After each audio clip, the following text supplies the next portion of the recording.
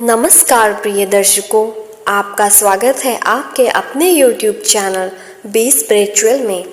आज की जो कहानी है एक तीतर की है। यह कहानी बड़ी पावन और पवित्र है। इस कहानी को गौर से सुने। यह कहानी आपको आपके जीवन में ढेर सारी प्रेरणा देगी। इस कहानी में आप यह जानेंगे कि किसी का गरीब होना कितना खतरनाक साबित होता है, किसी का गरीब होना कितना बड़ा गुनाह होता है, किसी का गरीब होना किसी श्राप से कम नहीं होता, और गरीबी का कारण क्या होता है, गरीबी क्यों आती है, क्या कारण है जो लोग गरीब रह जाते हैं। जाने अनजाने में ऐसा कौन सा कर्म हम कर देते हैं जिनके कारण हम गरीब रह जाते हैं और जीवन भर गरीबी ही रहते हैं। और जब नसीब बदलता है तो नसीब बदलने का समय कब आता है, कैसे आता है, क्या हमें संकेत मिलते हैं कि हमारा नसीब बदलने वाला है। आज की जो कहानी है बड़ी ही इंटरेस्टिंग कहानी है, बड़ी मोटिवेशनल कहानी है। यह कहानी सब कुछ आज आप इस वीडियो में जानेंगे। इन सभी प्रश्न के उत्तर आपको इस वीडियो में सुनने को मिलेंगे। कहानी शुरू करने से पहले जो लोग हमारे चैनल से नए जुड़े हैं वह हमारे चैनल को सब्सक्राइब करें। शुरू करते हैं आज की कहानी। एक रेतीले मैदान में एक तीतर का जोड़ा रहता था।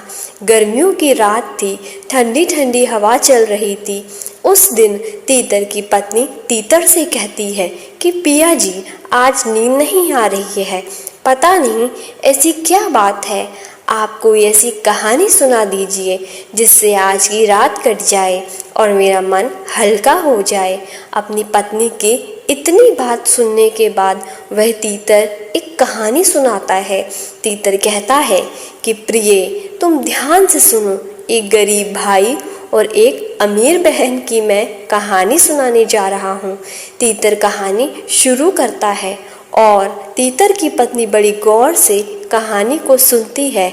एक नगर में एक किसान रहता था। उस किसान के वहाँ एक पुत्र जन्म लेता है और एक पुत्री जन्म लेती है। किसान अपने पुत्र का नाम रमेश रखता है और पुत्री का नाम किशोरी रखता है। काफ़ी समय बाद दोनों जवान हो जाते हैं। अपनी पुत्री किशोरी की शादी एक बड़े घर में जाकर कर देता है।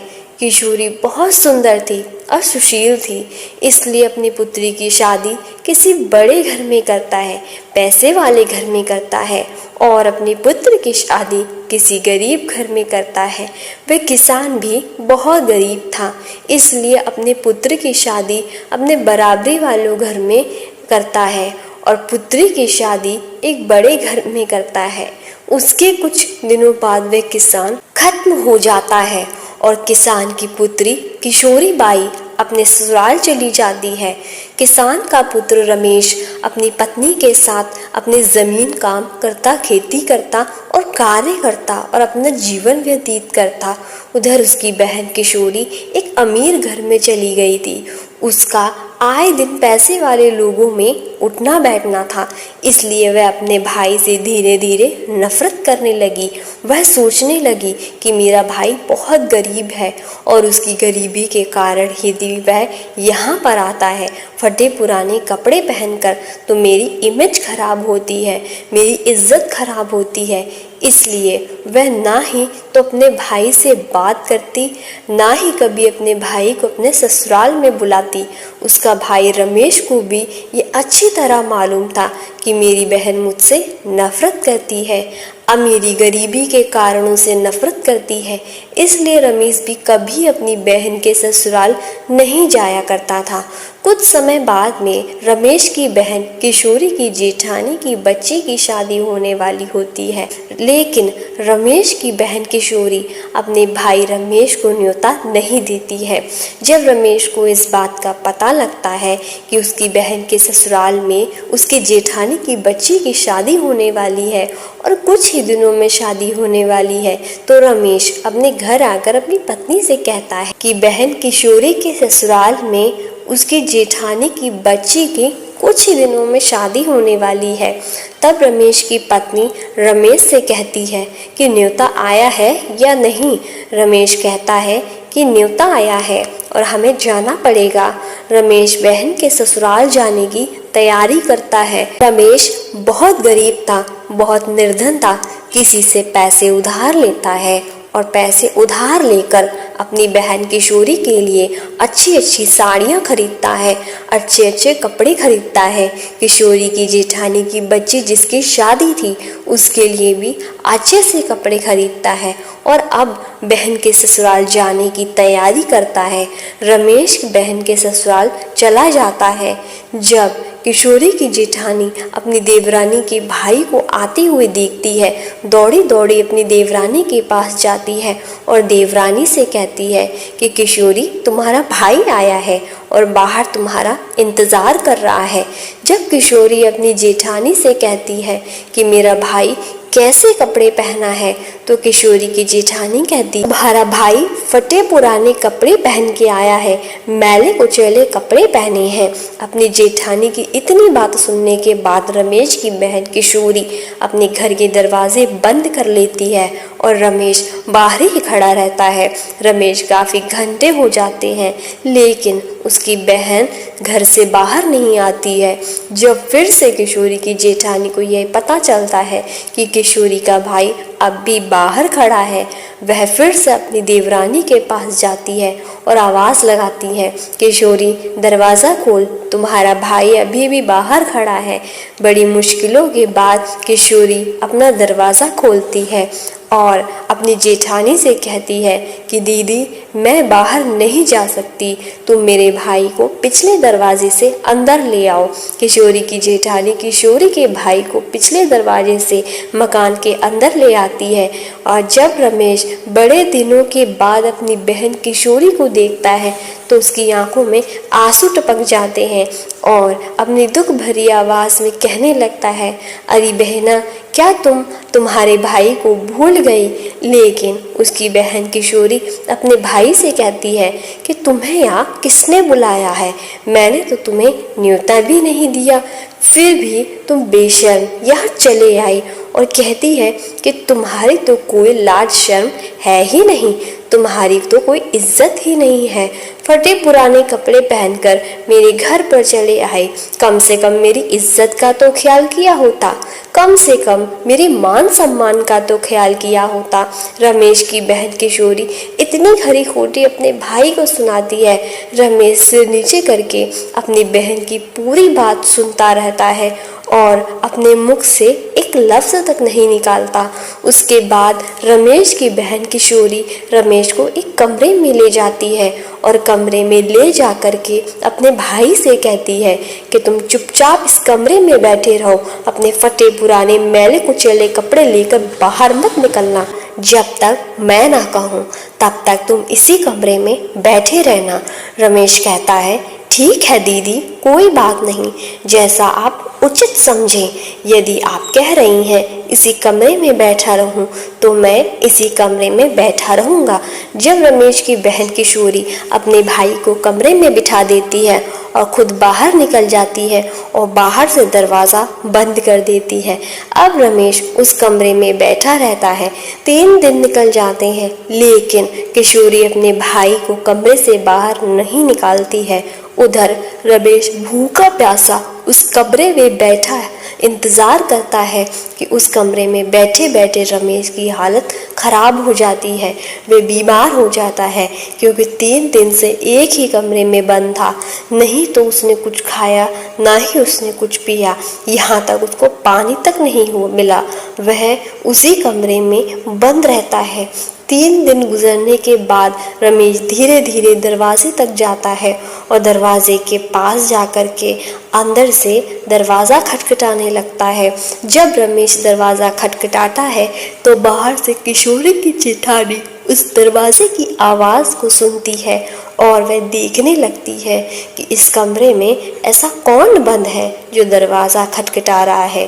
तब किशोरी की जेठानी आकर के उस कमरे के दरवाजे को खोलती है तो देखती है कि उसकी देवरानी किशोरी का भाई अंदर बेहोश हालत में पड़ा हुआ है।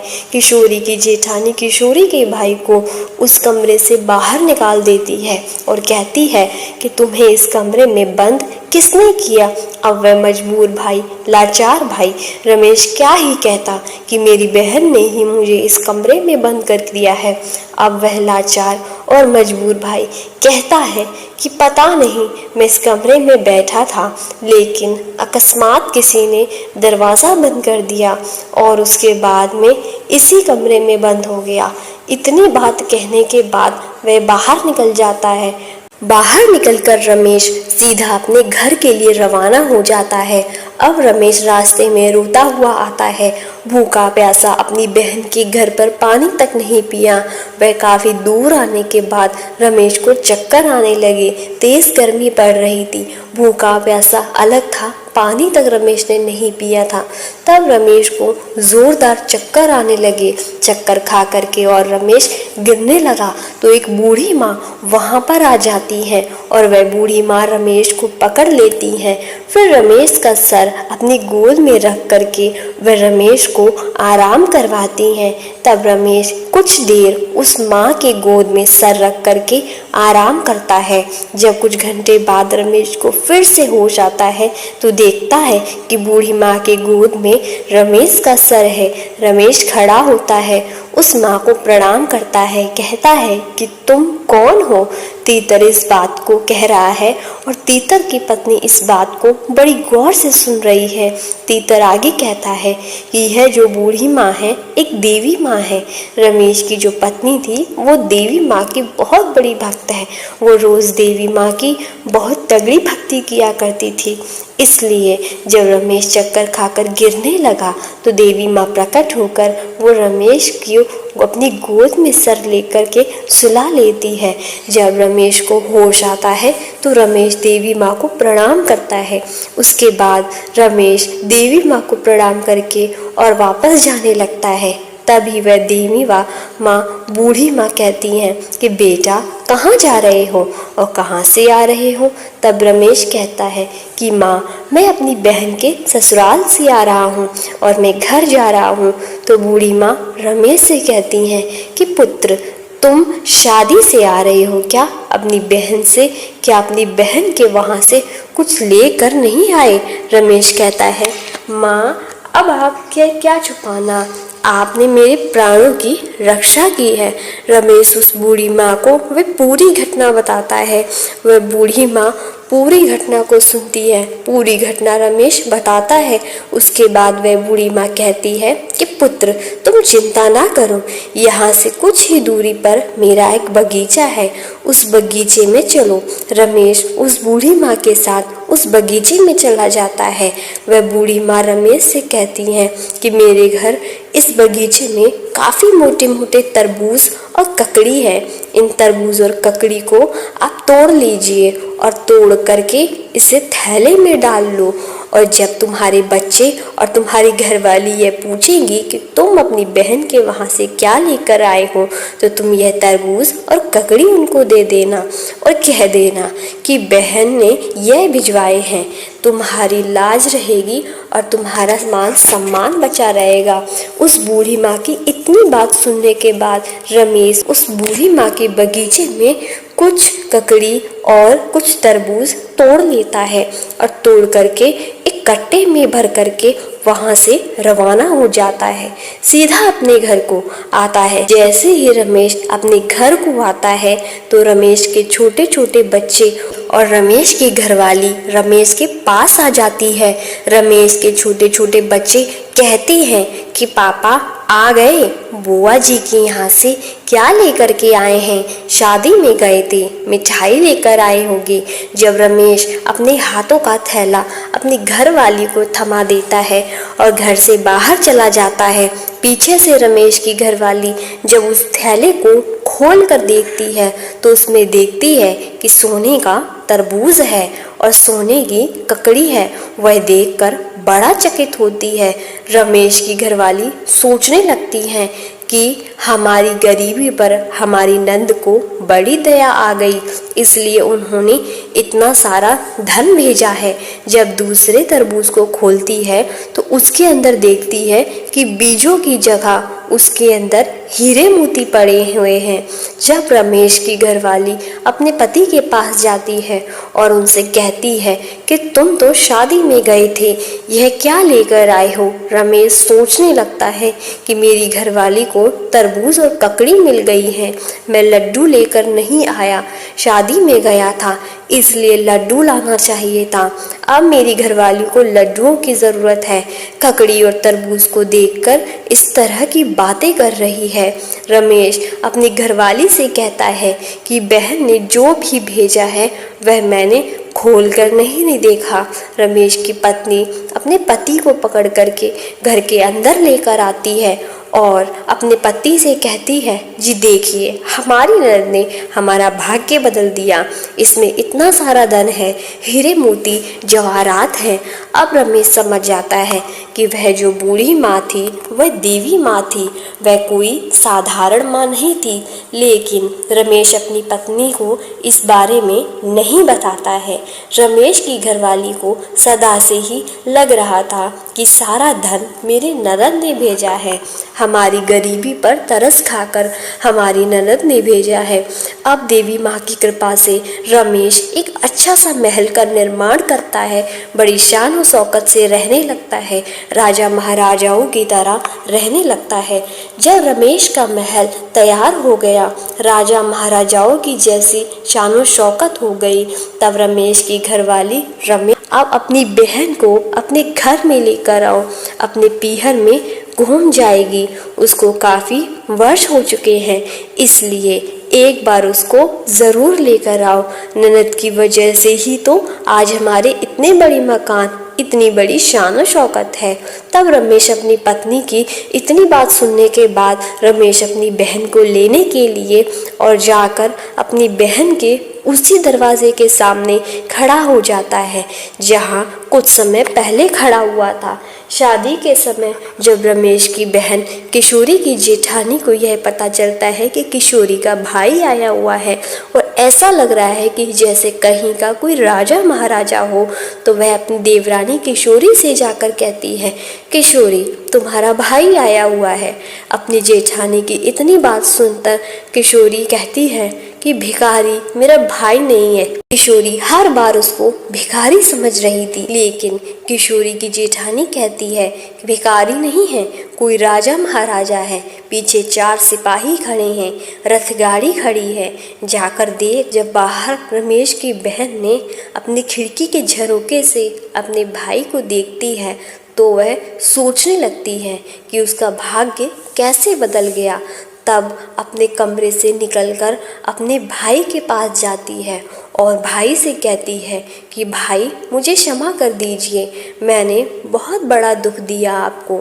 फिर भी रमेश अपनी बहन किशोरी से कुछ नहीं कहता है कि बहन कोई बात नहीं, उस वक्त हमारे दिन ऐसे ही थे, लेकिन अब रमेश कहता है कि अब आपको हमारे घर चलना है, अपने पीहर में चलना है।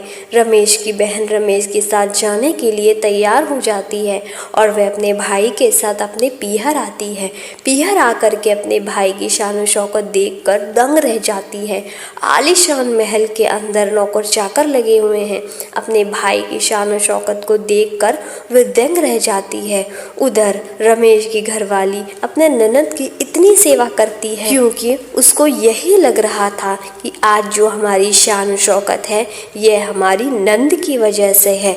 यदि हमारी नंद हमें इतना सारा धन नहीं देती तो आज हम इस मुकाम पर नहीं होते।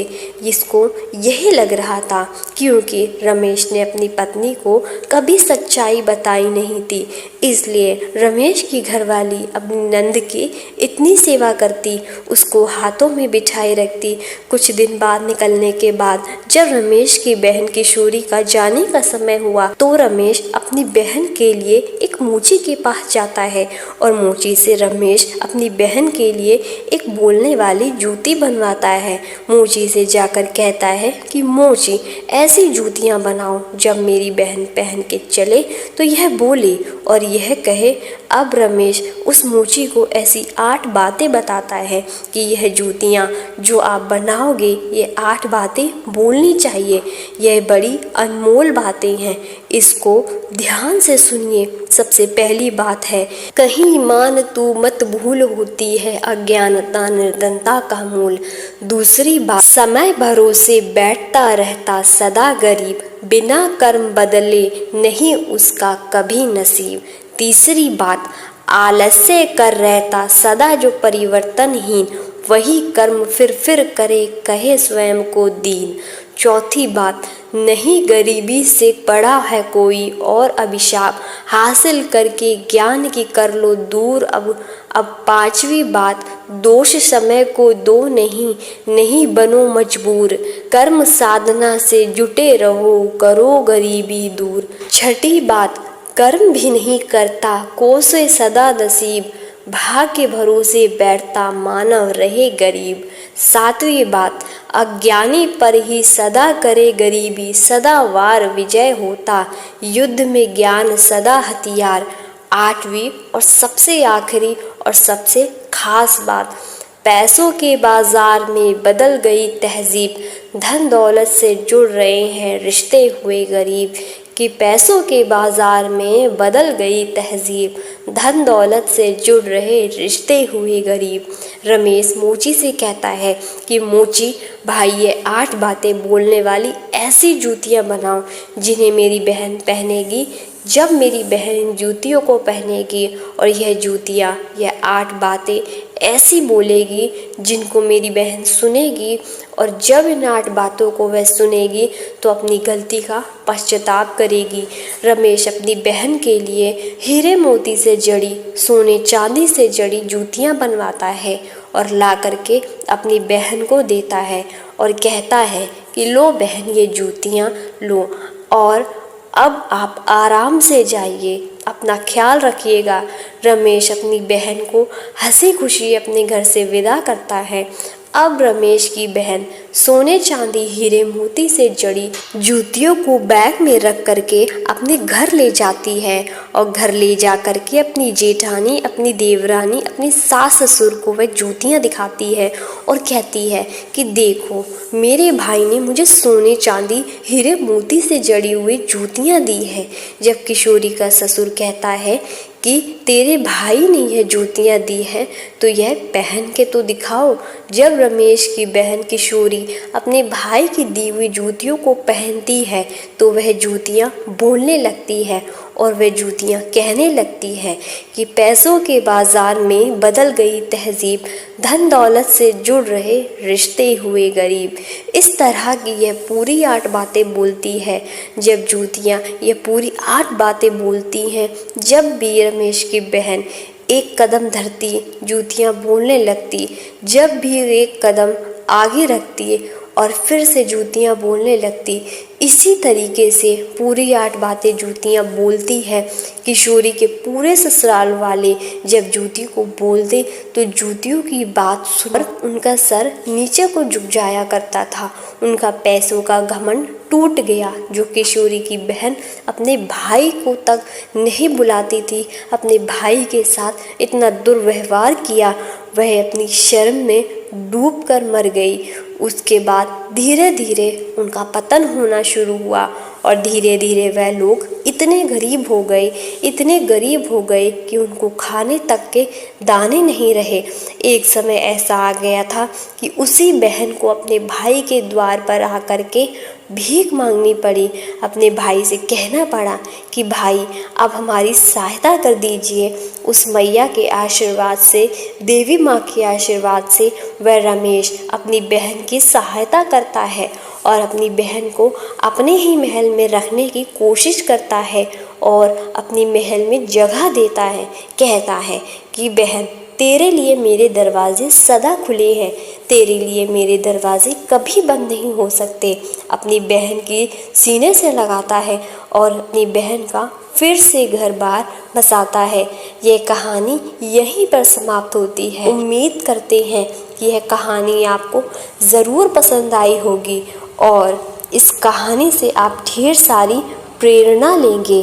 तो दोस्तों, कहानी यहीं पर ख़त्म। आपका हमारी कहानी को अंत तक देखने के लिए धन्यवाद।